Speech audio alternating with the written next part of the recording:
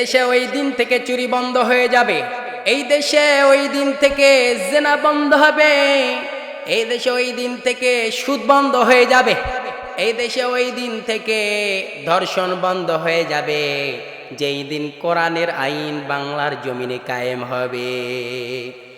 এই জন্য আমরা বলি, যদি কোরআনের আইন সংসদ ভবনে যদি বাস্তবায়ন হয়ে যায়, সংসদ ভবনে যদি কোরআনের আইন বাস্তবায়ন হয়, ওই দিন থেকে আইন জারি হয়ে যাবে, যারা চুরি করবে তাদের হাতগুলো কেটে দাও। আর ওই হাত যদি বাইতুল মুকাররমের সামনে, ওই হাত যদি বাইতুল মুকাররমের সামনে সোশ্যাল মিডিয়ায় ভাইরাল করে দেওয়া হতো, আজ যারা চুরি করবে আজকের থেকে তাদের হাত কেটে দেওয়া হবে, ওই দিন থেকে চুরি বন্ধ হয়ে যাবে। যারা ধর্ষক, যারা জেনা করবে, যারা দর্শন করবে, যারা তাদেরকে কি করো, গলার থেকে পুঁতে রেখে পাথর নিক্ষেপ করে রজম করে দিয়ে দাও।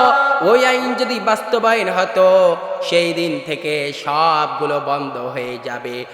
আর আমার দেশে বাস্তবায়ন করা উচিত, মা এবং বোনেরা যারা আছে পর্দা ছাড়া কখনো ঘরের ভিতর থেকে বাইরে আসতে পারবে না।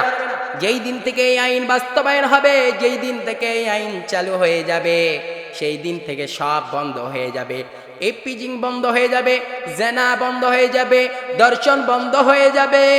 মা এবং বোনেরা পর্দা ছাড়া বাইরে বের হয়ে আসলে উচিত শাস্তি, উচিত বিচার যখন শুরু করবে, সেই দিন থেকে কখনো কোনো দিন আর দর্শন হবে না, জেনা হবে না, এপিজিং হবে না, সব বন্ধ হয়ে যাবে, ঠিক কিনা?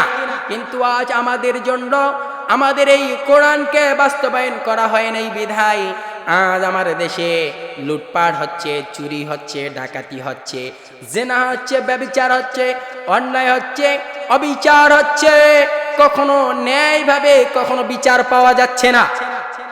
ইন্দোনেশিয়ায় দেখেন, এইদিকে বড় বড় শহরগুলোতে দেখেন কি করেছে, বড় বড় দেশগুলো যখন তারা দর্শন করেছে, তাদেরকে হাত পা বেঁধে, চোখ বেঁধে তাদেরকে গুলি করে হত্যা করে ফেলানো হয়েছে, যাতে করে আগামীর দিনে কেউ জানি এই দর্শন করতে না পারে।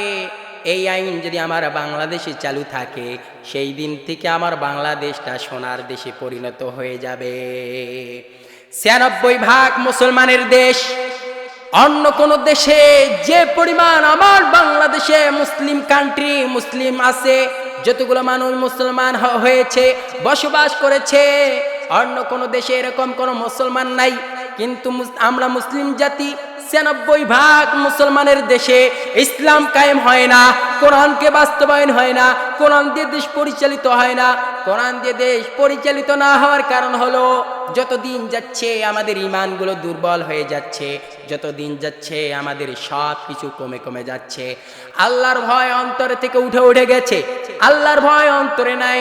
যখন বিকট আওয়াজ আসে, যখন হিংস্র কোনো জিনিস দেখে ফেলে, তখন ভয় প্রদর্শন হয় অন্তরে, তার আগে কোনো ভয় নাই।